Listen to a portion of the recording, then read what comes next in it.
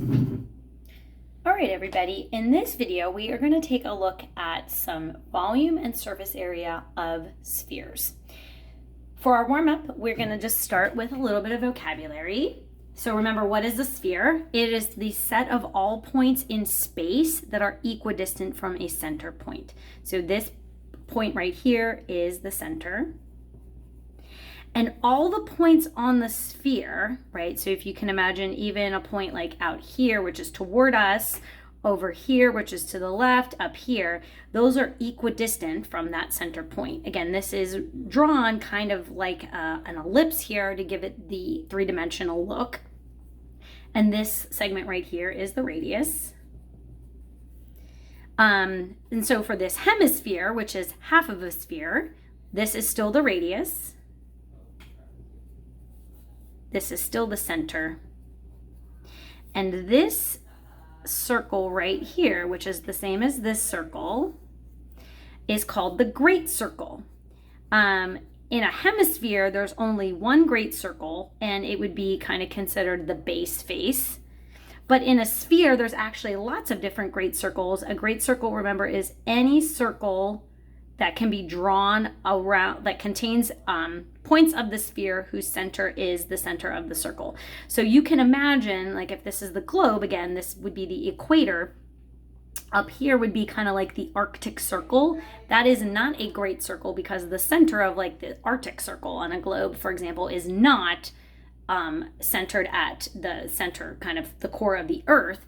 But if you can imagine all these lines of longitude, like the prime meridian and any longitudinal line, those are technically great circles because they are still centered at the center of the Earth. Now, to derive the volume of a sphere formula, I'm actually going to have you pause the video, do a different video because they do what's called displacement. And you're gonna pause this video.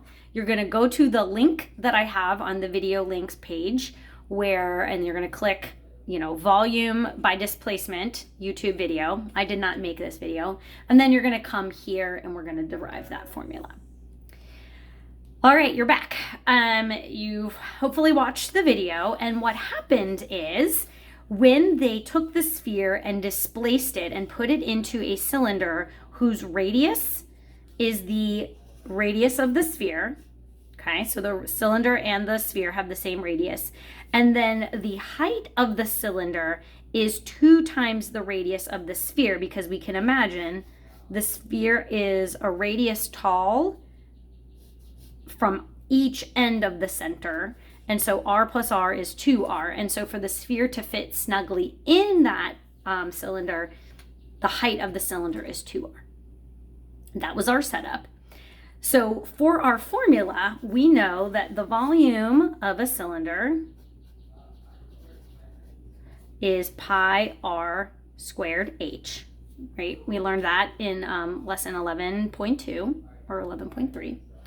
And using displacement, the sphere displaced 2/3 of that volume. So the volume of the sphere is 2/3 the volume of the cylinder. Because that's what was left after the sphere was pushed out. Sorry, that was what was kind of came out after the sphere was pushed out. 1/3 was left, 2/3 was kind of pushed out. And displacement, remember, is just kind of like when you put ice in water, the water level rises, or you get in a bathtub, right? You don't want to fill the bathtub to the top because then if you get in, the bathtub would overflow. Now what I want us to do, this should be a squared. Now what I want us to do is look at this h here. The height of our cylinder is 2r, so we're going to substitute this in.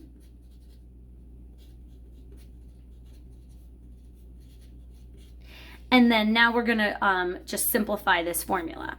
And so we have 2/3 times 2/1. Again, multiplying our fractions, we multiply our numerators. So that's 4/3.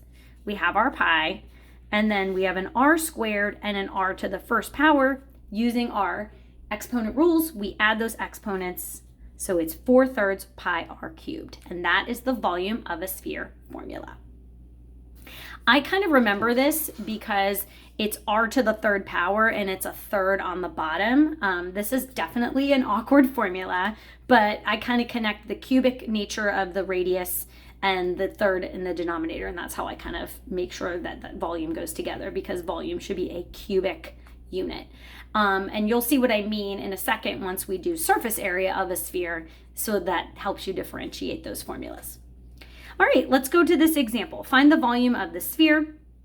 So we're going to just use our formula, 4/3 pi r cubed. Our radius is 6, so we're going to go ahead and substitute that in. 6 to the third power is 216, because right, it's 36 times an additional 6. And then, so 18, that should be oh my goodness, guys. 18, 19, 20, 21, I was right. All right, and then 3 does go into 216. I don't have my calculator with me yet, so I'm just gonna go ahead and divide that by 3, 72. So then it's 4 times 72.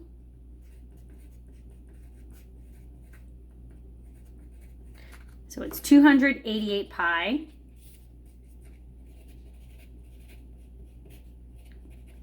cubic centimeters. This next example is involving a hemisphere. All right, and so the question here is, the area of the base of a hemisphere is 225 pi square inches. What is its volume? All right, so again, if we just kind of drew this real quick, we know this is our base, this is our radius, and the base area is 225 pi square inches. Well, this is a circle. And so that means our area is pi r squared, and we're going to set that equal to the area of this base. The pi's simplify. 225 equals r squared. And then we're going to go ahead and take our square root, because we have to solve for r. Why do we have to solve for r? Because our volume formula for hemisphere or sphere depends on a radius. The square root of 225 is 15, so that means our radius is 15 inches. Now we get to do a volume formula, but it's a volume of a hemisphere, right? Not a full sphere. So if our full volume is 4/3, what is half of that? So what is half of 4/3? Half of 4/3 pi r cubed, right? We would just multiply that. So 2 goes into 4 twice, it would be 2/3 pi r cubed. And that's our volume of our hemisphere.